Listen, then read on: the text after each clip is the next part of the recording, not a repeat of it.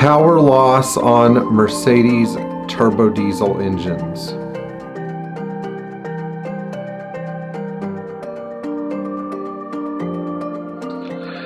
Today I'm going to try to give you guys some valuable information instead of ranting about my opinion of certain internet auction sites and other things like that.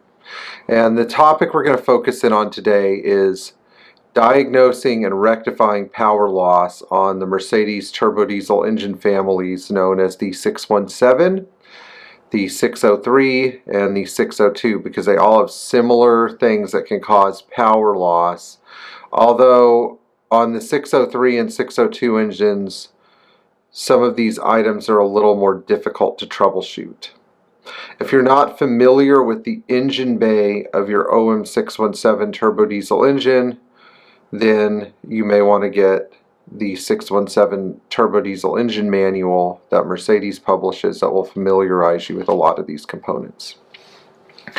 The first and very most likely reason that your OM617, 603, or 602 engine has no power is because of this thing called the Anoid compensator, or the ALDA valve.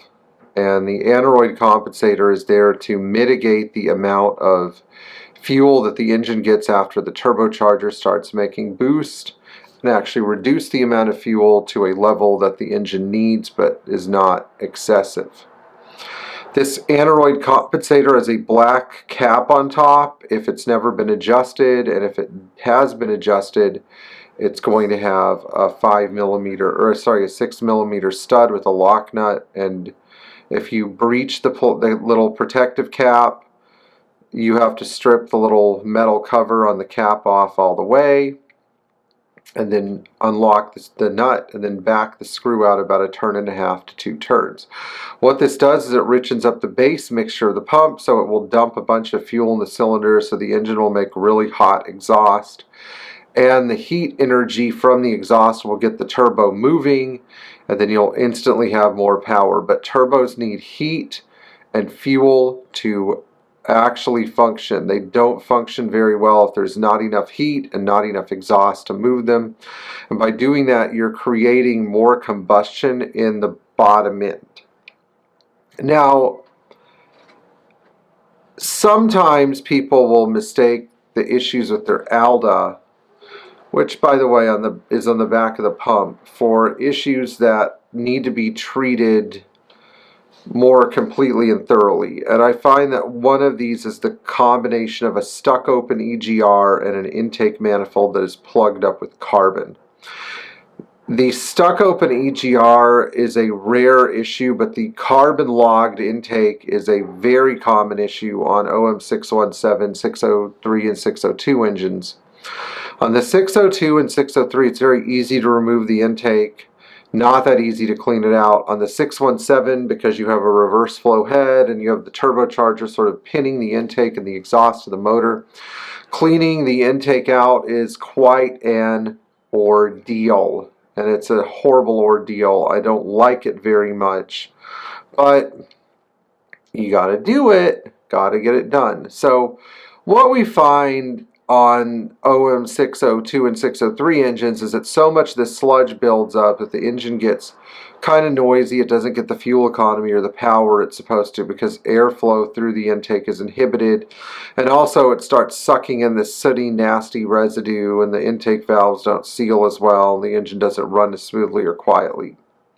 On the 617 engine, we've noticed this problem actually impacts fuel economy to the tune of about 10 to 20%.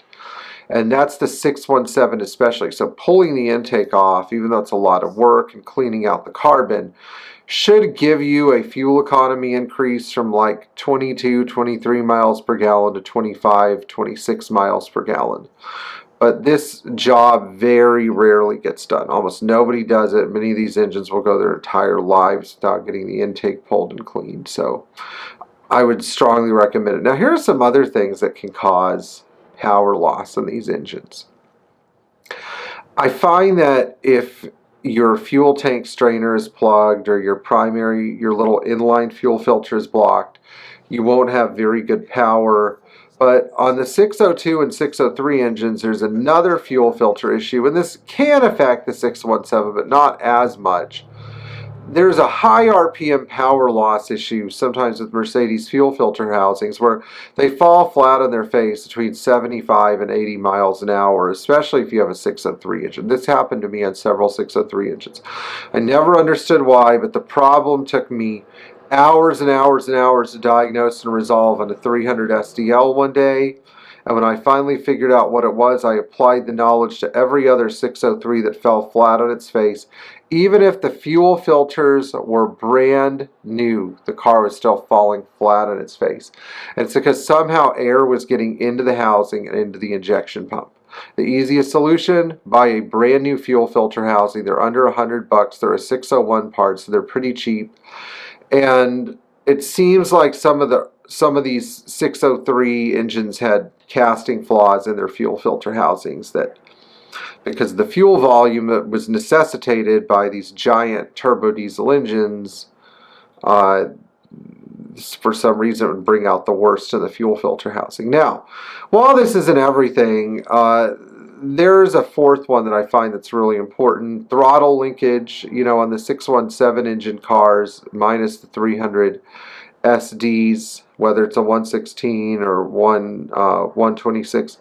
On the 617 engine, particularly in the 123, there's a ball socket on the firewall that deteriorates, and some of you who are familiar with this might understand what I'm talking about. Some of you who aren't, if you feel like your throttle's not working effectively, you need to go look at this ball on your firewall and see if it's disintegrated and if the throttle linkage is just moving around, because half of the motion of your throttle linkage will be gone.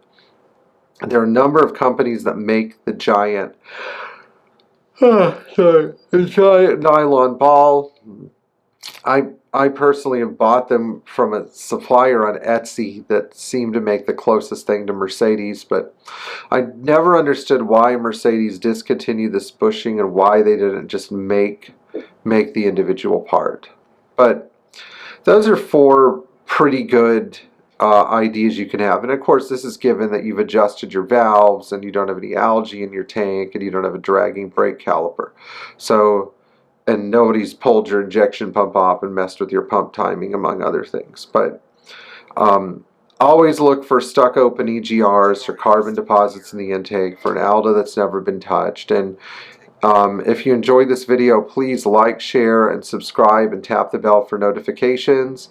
And there's one more item that I want to share with you if you made it this far. If you have an 85 California version 300D or a 1986 and 87 300D, TD, or 300 SDL that was, again, the California version with the giant trap oxidizer, these can get blocked up and cause some major issues too. Although most of these have been dealt with at this point in time, there's still some low mileage cars where this poses a risk, so keep it in mind.